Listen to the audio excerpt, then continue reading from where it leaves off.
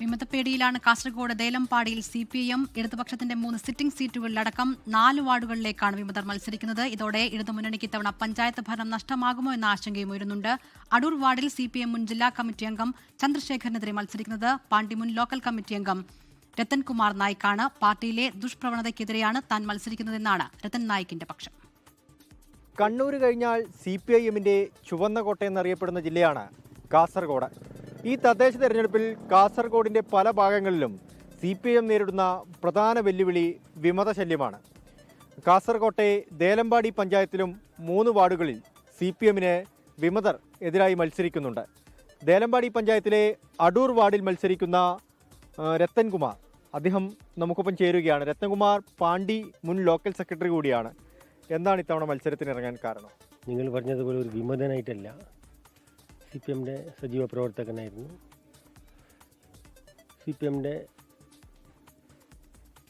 സ്ഥാനാർത്ഥി കൂടിയായി 2 പ്രാവശ്യം പഞ്ചായത്ത് മെമ്പർ കൂടിയായിരുന്നു. പക്ഷേ കഴിഞ്ഞ 3 വർഷം മുമ്പ് പാർട്ടിയുടെ ലോക്കൽ സമ്മേളനത്തിൽ തിരഞ്ഞെടുത്ത പാണ്ടി ലോക്കൽ സെക്രട്ടറി ആയിരുന്നു. അപ്പോൾ പല വിഭാഗീയ പ്രവർത്തനങ്ങൾ,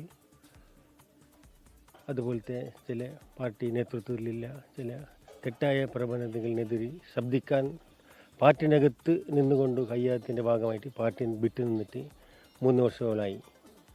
അപ്പോൾ ഈ തെരഞ്ഞെടുപ്പ് ഘട്ടത്തിൽ ഞാൻ പറയുന്നു, നമ്മളൊരു ജനകീയ അടിസ്ഥാനത്തിൽ ഒരു ജനപക്ഷത്തിൽ നിന്ന് തിരഞ്ഞെടുത്ത് വരണമെന്നാണ് എൻ്റെ ആഗ്രഹം. അതുകൊണ്ട് ഒരു സ്വതന്ത്രനായിട്ട് മത്സരിക്കാൻ തീരുമാനിച്ചു. ഇത്തവണ പാർട്ടിക്കെതിരല്ല മത്സരം എന്ന് പറയുന്നുണ്ട്, പക്ഷേ പാർട്ടിയിലെ തെറ്റായ പ്രവണതകൾക്കെതിരാണ് മത്സരം.